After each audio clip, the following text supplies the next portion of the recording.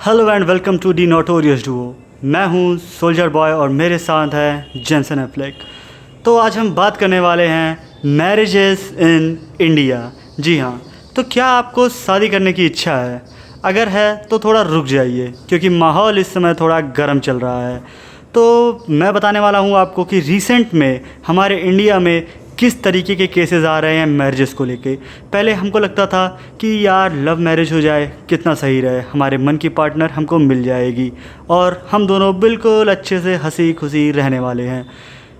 या फिर love marriage नहीं हो पाई, कोई बात नहीं, मम्मी पापा हैं, अच्छी सी प्यारी सी सुंदर सी लड़की ढूंढ कर लाएंगे और उसके साथ हमारी लाइफ सेटल हो जाएगी और पूरी लाइफ बिल्कुल अच्छे से गुजरेगी। तो दोनों केसेस में विन विन वाली सिचुएशन है। ऐसा हमारे प्यारे बॉयज़ सोचते थे, ऐसा मैं भी सोचता था। पर अब कुछ ऐसा हो रहा है जो कि किसी ने सोचा भी नहीं था। तो अब मैं बात करने वाला हूँ कुछ ऐसे रीसेंट इंसिडेंट्स के बारे में जो कि हमारे इंडिया में हो रहे हैं मैरिज से रिलेटेड। तो सबसे पहले मैं बात करने वाला हूँ बिल्कुल लेटेस्ट में चल रहा राजा रघुवंशी का केस। जी हाँ, राजा रघुवंशी और सोनम, ये दोनों की शादी होती है मई महीने में और ये दोनों लोग जाते हैं मेघालय में हनीमून मनाने के लिए। तो ये न्यूज़ आपको बहुत दिन पहले मिल गई होगी कि एक लड़का है राजा रघुवंशी नाम का, एक कपल था जो गए हनीमून मनाने और दोनों गायब हो गए। काफ़ी टाइम तक लोगों को ये लगता रहा कि मेघालय के कोई लोकल वगैरह थे, लोकल ग्रुप्स वगैरह होंगे या कोई होटल वाले होंगे, किसी से इनका लड़ाई झगड़ा हो गया होगा, जिसके बाद उन लोगों ने इन्हें अगवा किया और इन्हें मार दिया। कुछ दिनों बाद राजा रघुवंशी की बॉडी तो मिल गई लेकिन लड़की का कोई भी अता पता नहीं मिला। तो लोगों ने सोचा उसे भी शायद कहीं मार के कहीं दूर फेंका गया होगा। पर कहानी में आता है एक ट्विस्ट, और ट्विस्ट ये था कि इस सब की सूत्रधार वो लड़की ही निकली। जी हाँ, उस लड़की ने अपने बॉयफ्रेंड के साथ मिलकर अपने पति की कर दी हत्या। जी हाँ, वो एक ना बोल सकती थी, शादी से पहले उसे बस केवल ना बोलना था। NO, नो, ना, नहीं, कि मैं ये शादी नहीं करना चाहती, मेरा कोई बॉयफ्रेंड है। लेकिन उसने नहीं बोला। उससे आसान उसको ये लगा कि मैं शादी कर लेती हूँ, उसके बाद हनीमून पर अपने पति को लेकर जाती हूँ, फिर वहाँ पर मैं अपने बॉयफ्रेंड को बुलाती हूँ और वो अपने दोस्तों के साथ मिलकर मेरे पति की हत्या कर देगा और मैं बच जाऊँगी और मैं खुशी खुशी अपना जीवन जीऊँगी। पर ऐसा कुछ भी नहीं हुआ। लास्ट में मेघालय पुलिस ने इन सबको धर दबोचा और ये पूरी गुत्थी को सुलझा दिया कि ये पूरा केस कैसे बनाया गया, कितने चालाकी से खुद को बेचारी दिखाने की कोशिश की गई और लास्ट में आते आते आते आते ये पता लग ही गया कि सोनम सच में बेवफा थी। और ऐसे केसेस ने सभी को दहला के रख दिया है।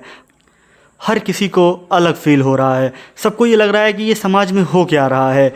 लोग पहले कहते थे कि शादी होगी, कितना पवित्र बंधन है ये, अरेंज मैरिज हो चाहे लव मैरिज हो, कितने खुशी से सब लोग रहेंगे। पर अब जो ये सब हो रहा है ये देख के हर कोई स्तब्ध सा रह गया है कि लड़कियां इस हद तक भी जा सकती हैं। पहले लोग कहते थे कि लड़के ही ऐसे होते हैं, अक्सर हम देखते थे कि इंडिया में यही होता था कि लड़के, पुरुष लोग ही कुछ ऐसी हरकतें करते थे, गिरी हुई हरकतें।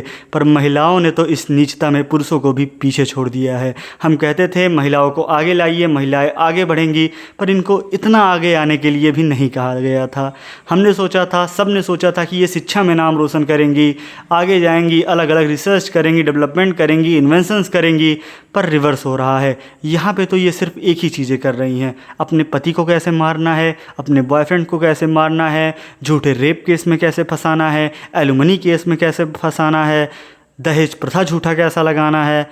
तो ये सब करेंटली इसमें अपना फुल फोकस कर रही हैं, इनका फोकस यही है। मैं तो गवर्नमेंट से कहता हूँ कि एक अच्छा सा कोर्स लॉन्च कर देना चाहिए कि जो भी लड़की को फेक केसेस में किसी को भी फंसाना हो, अपने फैमिली को, सामने वाली फैमिली को, इनोसेंट लोगों को बर्बाद करना हो, वो ये कोर्स में इनरोल करें और अच्छे से ये चीज़ सीख जाएं।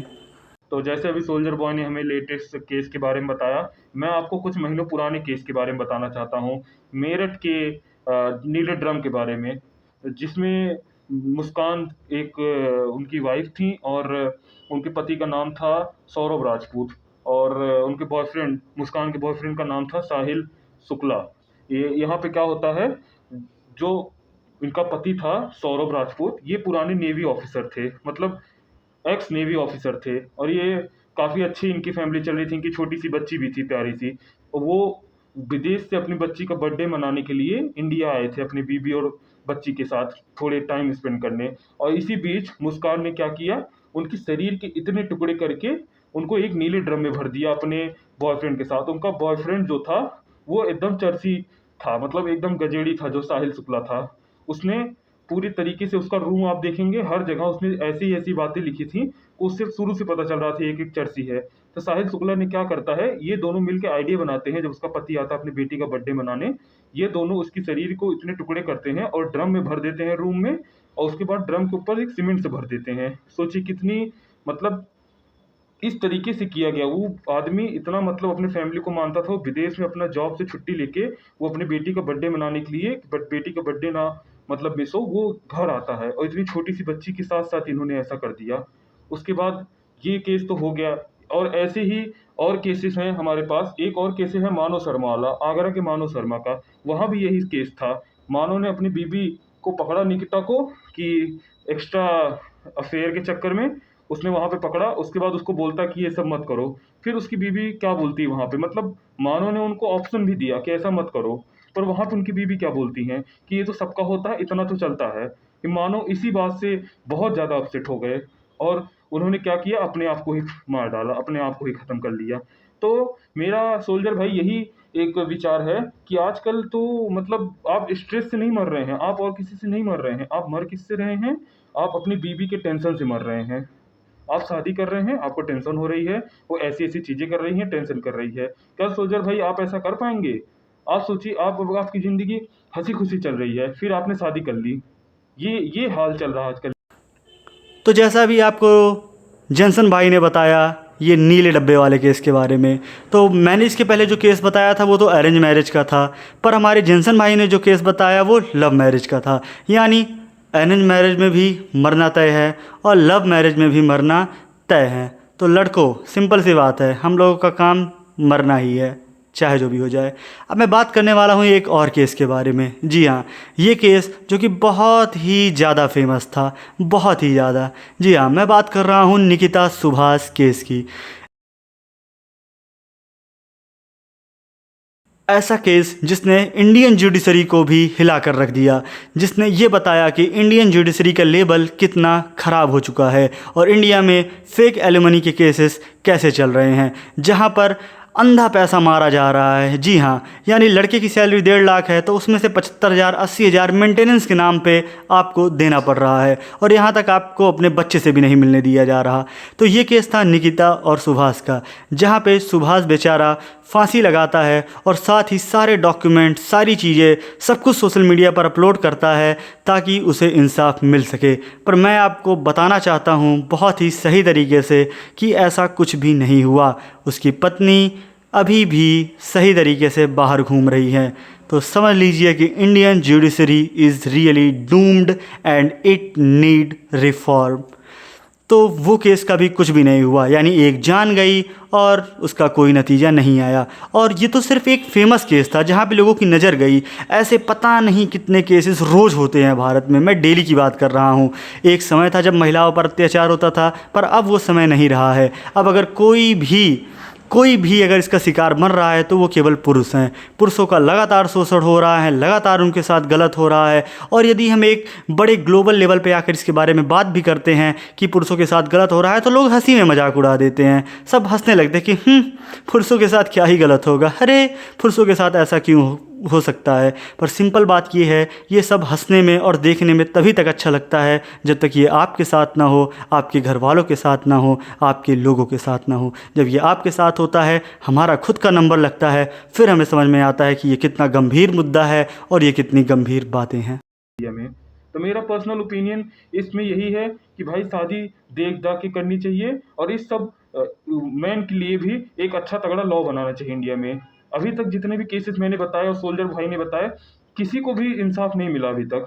अतुल सुभाष का सोचिए, वहां पे साफ साफ पूरा वीडियो बना के उसने डाला था, जो सोल्जर भाई ने बताया अभी। उसका भी कोई एविडेंस, सब चीज था उसका, उसमें तो सब लॉयर तक सबका सब डिटेल निकल गया था, उसने कोर्ट में तक में बोला था। पर उसका भी कुछ नहीं हुआ। तो मेरा पर्सनल ओपिनियन यही है कि मैन के लिए भी कोई लॉ आना चाहिए, ताकि उनकी वाइफ को एक डर रहे कि अगर ये ऐसा करेगा तो ऐसा हो जाएगा। हमेशा वुमेन के लिए ही सारी चीज़ें क्यों, मैन के लिए ऐसी क्यों नहीं है कोई लॉ। इसलिए मेरा पर्सनल ओपिनियन यही है कि मेन के लिए भी कोई ऐसा लॉ आना चाहिए कि उनकी बीवियाँ डरें उनसे कि एक ऐसा कदम ना उठा लें। सोचिए, मानव शर्मा आगरा वाले केस में इतने आराम से उनकी बीवी बोल रही हैं कि इतना तो चलता है लव अफेयर, शादी के बाद वो भी। यही था मेरा पर्सनल ओपिनियन इस वीडियो के लिए। तो अब बात करें पर्सनल ओपिनियन की, तो मैं बस इतना ही कहना चाहूँगा कि आप इंस्टाग्राम पे रील्स देखकर और फर्जी जो ये फेमिनिस्ट आती हैं और जो फर्जी मेल जो लड़कियों के चक्कर में अपने आप को बहुत बड़ा फेमिनिस्ट बताते हैं और फर्जी बातें करते हैं, वो सब मत सुनिए। कोई भी अगर कह रहा है कि अरे पास्ट से क्या मैटर करता है, तो नहीं माय फ्रेंड, पास्ट बहुत मैटर करता है।